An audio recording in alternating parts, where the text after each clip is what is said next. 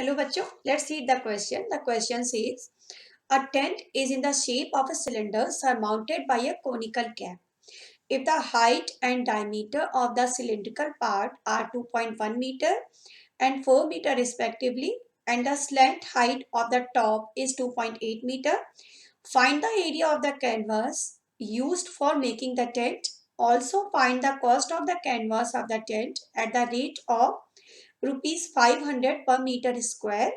Note that the base of the tent will not be covered with canvas. तो यहाँ पर क्या किया गया है, एक टेंट बनाया गया है, उसमें सिलेंडर है और सिलेंडर के ऊपर उसका जो टॉप है वो कोनिकल है, तो कुछ इस टाइप का बनेगा। ये तो हमारा सिलेंड्रिकल हो गया पार्ट, ठीक है, और इसके ऊपर बनना है कोन, तो ये सिलेंड्रिकल पार्ट के ऊपर कोनिकल पार्ट बना देते हैं, तो ये कोनिकल पार्ट हो गया टेंट का, ठीक है। ये वर्टिकल लाइन ड्रॉ कर देते हैं, तो ये तो हमारा डायग्राम हो गया। अब यहाँ पर बताना हमें ये है कि ये जो टेंट बना हुआ है इसको बनाने में कितना कैनवास यूज हुआ, और सेंटर हमने मान लिया ओ यहाँ पर, ओके, और कितना कैनवास यूज हुआ और उसकी कॉस्ट भी बतानी है। तो सबसे पहले तो जो कैनवास यूज हुआ है वो कहाँ कहाँ हुआ है, बेस में नहीं लगा है, ये क्वेश्चन में मेंशन कर रखा है। एक तो ये हमारा जो वो पार्ट है कोनिकल पार्ट, उसके कर्व सरफेस एरिया पर, और जो सिलिंड्रिकल पार्ट है उसके भी कर्व सरफेस एरिया पर। तो हमें यहाँ पर कोनिकल पार्ट और सिलिंड्रिकल पार्ट दोनों का ही कर्व सरफेस एरिया निकालना है। उसके बाद फिर दोनों के उन दोनों को ऐड कर देंगे तो टोटल एरिया ऑफ कैनवास आ जाएगा, ठीक है।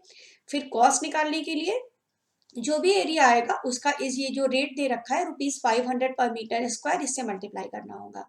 तो क्वेश्चंस करना स्टार्ट करते हैं। सबसे पहले तो यहाँ पर दे रखा है height and diameter of cylindrical part 2.1 और 4। तो सिलेंड्रिकल पार्ट की हाइट दे रखी है 2.1 मीटर, ओके, और जो इसका डायमीटर है, डायमीटर गिवन है 4 मीटर, और हमें ये पता है कि जो रेडियस होती है वो डायमीटर की हाफ होती है, ओके। तो रेडियस कितनी हो जाएगी 2 मीटर। दोनों में रेडियस सेम रहेगी, जो रेडियस कोनिकल शेप की है वही रेडियस सिलेंड्रिकल शेप की, जो डायग्राम से क्लियर है हमें। और ये हाइट हो गई, और स्लैंट हाइट दे रखी है कोनिकल, जो इसका कोनिकल पोर्शन है उसकी 2.8 मीटर। तो ये 2.8 मीटर हो गई। जो स्लैंट हाइट होती है उसे एल से लिखते हैं, 2.8 मीटर। और height of cylindrical part, height of cylindrical part H लिख सकते हैं, ये 2.1 मीटर दे रखी है। अब स्टार्ट करते हैं CSA फाइंड करना, ओके। तो curve surface area of cylindrical part, cylindrical part, cylinder का जो कर्व सरफेस एरिया होता है फॉर्मूला है 2πRH। वैल्यूज पुट कर लेते हैं, 2 पाई को एज इट इज रहने देते हैं, R है 2 और हाइट कितनी है इसकी 2.1, तो ये मल्टीप्लाई करने पर आ जाएगा 8.4 पाई मीटर स्क्वायर। ये हो गया CSA ऑफ सिलिंड्रिकल पार्ट, इसे हमने C1 मान लिया। अब निकालते हैं CSA of conical part, CSA of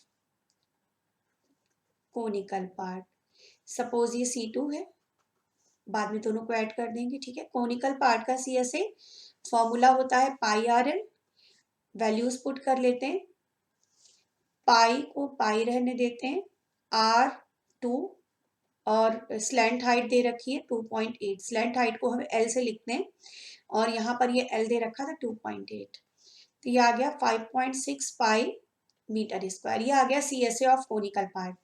अब निकालते हैं area of canvas, area of canvas used, C1 और C2 को प्लस कर देंगे, then it will be 8.4 pi plus 5.6 pi add करने के बाद ही आ जाएगा 14 पाई मीटर स्क्वायर। पाई की वैल्यू रख लेते हैं, 22/7 होती है, 7 2 ज़ा 14 और 22 इंटू 2 हो जाएगा 44 मीटर स्क्वायर। तो एक रिजल्ट तो हमारा ये आ गया। हमें कॉस्ट और निकालनी है, तो कॉस्ट निकाल लेते हैं। कॉस्ट ऑफ कैनवास, कॉस्ट निकालने के लिए क्या करेंगे, ये जो एरिया आया है, रेट दे रखा था 500 रुपीज पर मीटर स्क्वायर, 500 से मल्टीप्लाई कर दिया तो ये आ गया 22,000 रुपीज। ओके, ये आ गई कैनवास की कॉस्ट। तो आंसर हमारा हो गया 44 मीटर स्क्वायर हो गया एरिया, और रुपीज 22,000, ये आ गई कैनवास की cost. Okay, hope you understand it well. Thank you.